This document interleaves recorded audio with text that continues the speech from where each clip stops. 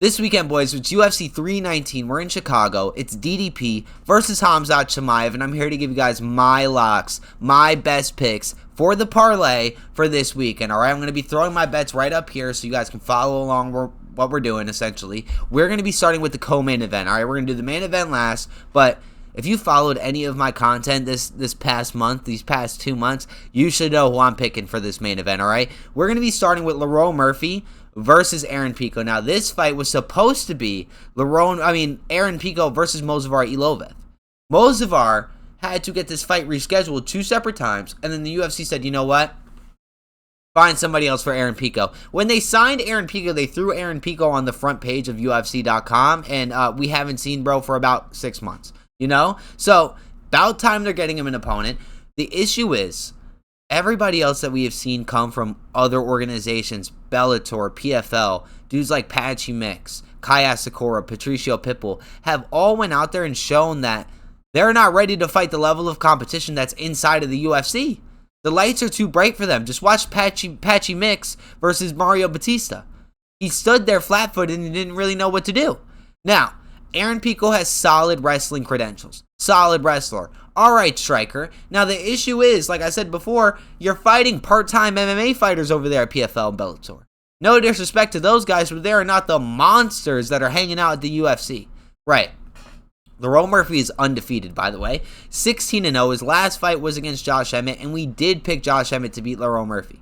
Absolutely. But he went out there, he played the game like Leon Edwards does. I had to think about his name for a second, which is a little crazy because Leon used to be my favorite fighter. But he plays the game like Leon Edwards. He wants to keep some range. He's going to select his shots, and he's going to be methodical with it. All right? Aaron Pico is going to have a little bit of trouble getting this takedown, if I'm going to be completely honest with you. As soon as Lerone sees Aaron Pico change levels, he's going to take a step back, and he's already out of range, or he's just going to throw a knee up the middle. Good luck. We're going to be going with Lerone Murphy here. I don't want to go KO, TKO, or decision because Aaron Pico's definitely going to be shooting some takedowns, and who knows if he's going to get stuck in a shitty position and get ground and pounded or give up his back. You never know. But we're going to be going Lerone Murphy here. Plus 154, boys. Add it up. Plus 154. We're going to be taking that. The fight right before this is Geoff Neal versus Carlos Prates. Carlos Prates is a heavy minus 250 favorite, while Geoff Neal is plus 205. Now, you guys are really disrespecting my boy Geoff Neal. Now, I understand he has lost 2 of his last 3, but the 2 fights that he dropped were against Shavkat Rakhmonov and Ian Machado Gary. And don't remember, that fight with Ian Gary was mega close. It was a split decision towards Ian Gary. He beat up Rafael dos Anjos, who ended up having a leg injury in round 1, but you guys are really disrespecting Geoff Neal. Carlos Prates is coming off of getting absolutely manhandled by Ian Machado Gary. And if you take Carlos' fight against Ian Gary and Geoff's fight against Ian Gary, Geoff did way fucking better. Like, miles and miles and miles better. Alright? Carlos Prates is famously a part of the Fighting Nerds fight gang. You know, I call that a little gang. That's not a team. That's a gang. A group of 3 or more boys is a gang. Alright? Just so you guys know. He has that stigma of being almost unbeatable. And then Ian Gary went out there and extinguished that flame. So, I'm going to be going with Geoff Neal here, boys. You guys really play around with Geoff Neal crazy. You guys do. Watch Carlos Prates' last performance. Please. He wasn't aware of what was going on inside the octagon until about 2 minutes left in the fight. Alright? He got beat up for 23 minutes. 23 minutes before he realized what was going on. We're going Geoff Neal plus 205. I'm liking this plus. So far, we got 2 underdogs. 2 underdogs. Now, normally, boys, what I would like to do on these locks of the week is I go through about 4 locks. I find about 4 solid locks that I like. This card is going to be a little different. We're going to have a lot more, all right? I'm tapped in. This parlay is going to smack. If you're watching this video, you need to put at least $1. Put $1 on it. Put $1, you'll be fine. I'm not asking for a percentage back. I'm not Birdman, all right? The fight before this, boys, is Michael Venom Page versus Jared Cannonier. MVP is the solid favorite, minus 198. Jared Cannonier is plus 164. We are going to be taking Michael Venom Page here just to start it off. Now, Michael Venom Page is coming off of an absolute domination of a performance over Shara Magomedov. Then he did get his ass beat by Ian Machado Gary, and then we don't even need to talk about the Kevin Holland fight. The Kevin Holland fight, he was stunting on him the whole time. All right, Jared Cannonier is coming off of a savage win over RoboCop Gregory Rodriguez. I don't know why all of a sudden I'm starting to have like a speech impediment, but Jared Cannonier is coming off of a savage win over RoboCop. Previous to that, he got his ass whooped by Carlio Borjalio and then got knocked out by Nasruddin Imavov. All right, so he's 1-2 in his last 3. Michael Venom Page is like 3-0. Oh no, 2-1 in his last 3. He did drop that fight against Ian Machado Gary. He has a fight on here against Carlos Conduit, but it was at a grappling event, so it doesn't count. It doesn't count, boys. All right, it doesn't count. Now, MVP is the kind of dude you cannot train for. You can't train for a guy like MVP. He's like Wonder Boy, okay? He's gonna throw some creative shit out there. He's gonna keep stance switching. All right. He does turn people into wrestlers. And I watched MVP talk to Demetrius Johnson for like an hour and a half. It was pretty solid. He said that he believes that Jared Cannonier is going to spam leg kicks and then try to take him down because nobody could stand with MVP, which I understand. MVP took Michael Venom Page took MVP. MVP took Platinum Mike Perry to a close-ass decision in bare-knuckle boxing. Now, please think of that. Michael Venom Page beat up Mike Perry in bare-knuckle boxing. MVP did lose, but in my heart, MVP won that fight, and I'm a Mike Perry fan, so it hurts to say. All right, but we're gonna be going Michael Page here. Jared Cannonier is a lot bigger than him. Michael Venom Page is not a true 185-pounder. But something tells me Michael Venom Page is going to find a way to get it done. No matter who this guy fights, all right? He finds a way to get it done. I thought he was going to lose that fight against Mike Perry, and he did. But unofficially, he won that fight. And seeing how tough bro is, seeing how creative he is with his strikes, and what he did to Shara, the one-eyed pirate, I'm not betting against MVP. Absolutely not. The people with acronyms in their names, MVP, DDP, RDR, are all doing great, and they're all in the middleweight division, all right? So that's something to think about there.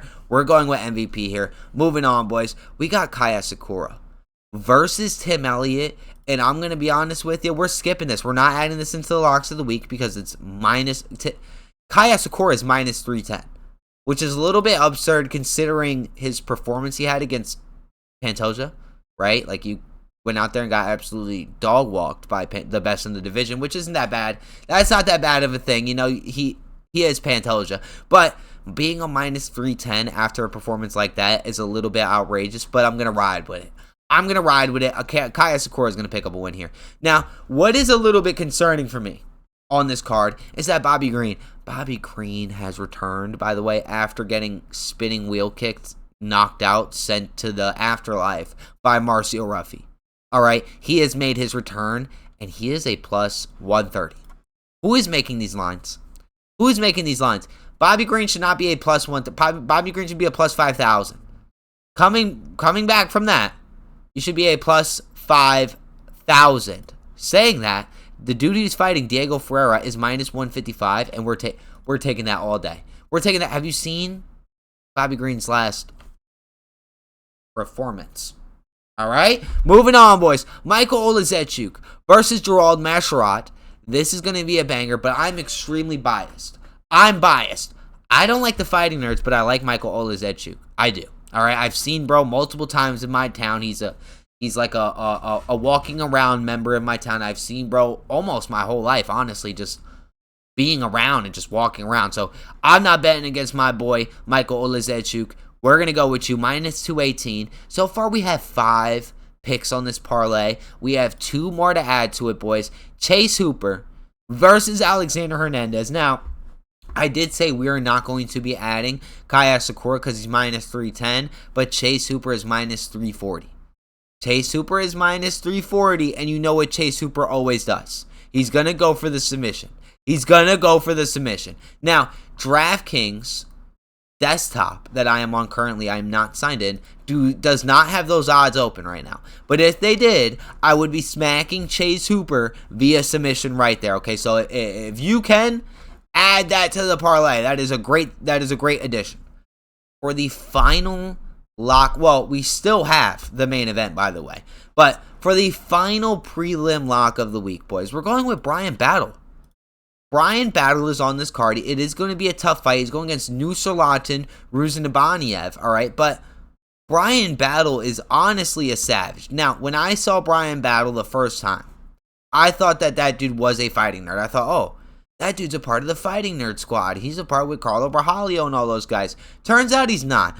Bro is on a 2-fight winning streak. He did have a no contest fight against Angel Lewusa, but not considering that, bro is on a 4-fight winning streak. Randy Brown, Kevin Josenet, AJ Fletcher, and Gabe Green.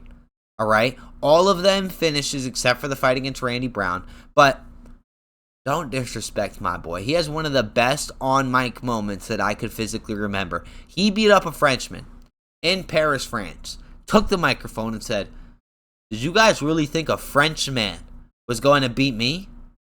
You guys thought a Frenchman was going to beat me." And the crowd went fucking bananas. And ever since then, Bryan Battle has been on my radar. And Bryan Battle, we are picking you. Minus 162. It rhymes. And it's on the screen. All right. Now, we're here for this main event, boys.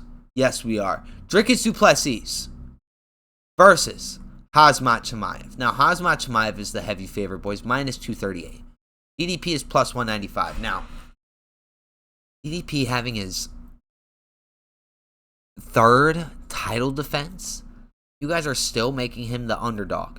It's absolutely fucking bananas. I can't even remember a fight that I saw DDP not be the underdog in. All right, but that's fine. That's fine. I like plus money. I do like plus money. Now, Khamzat Chimaev has been training with Aaron Pico for this fight camp in California. They've been training strictly cardio. These dudes have been only doing cardio. Dricus Du Plessis has been training for an MMA fight, while Khamzat Chimaev is training for a fucking marathon, because Khamzat believes that he could just follow Marav's footage and spam shoot takedowns and win a fight.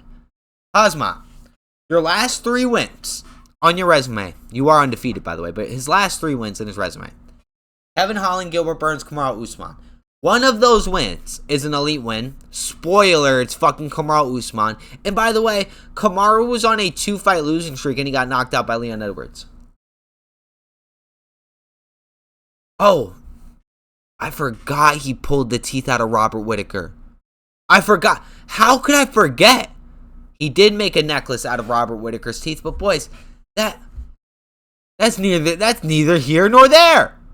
Now, Khamzat did have a more dominant performance against Whittaker than DDP did. But DDP has the fucking plot armor to get this done.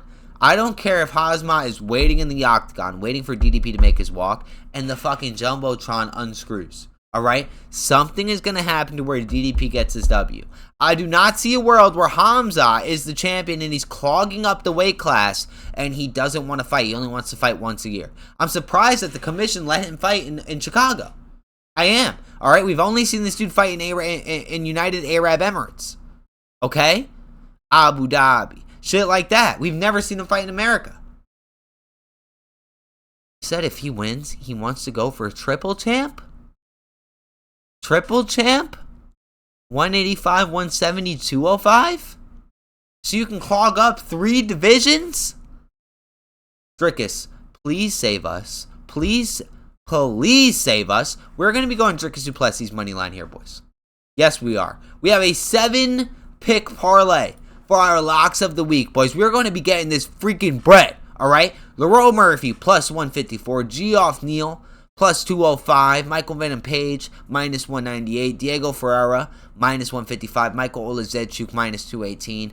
Bryan Battle, minus 162. And DDP, plus 195 for a grand total of 13,249 plus odds. So if we put $10 on that, you're winning $1,000. You're winning $1,300. Don't say I didn't tell you guys. Don't say E-Rock didn't drop his picks of the week. Don't say that, all right? Lock these picks in while I have them up, all right? I'll catch you guys in a little bit. I hope you guys have a good one. Let's get this bread. Peace out.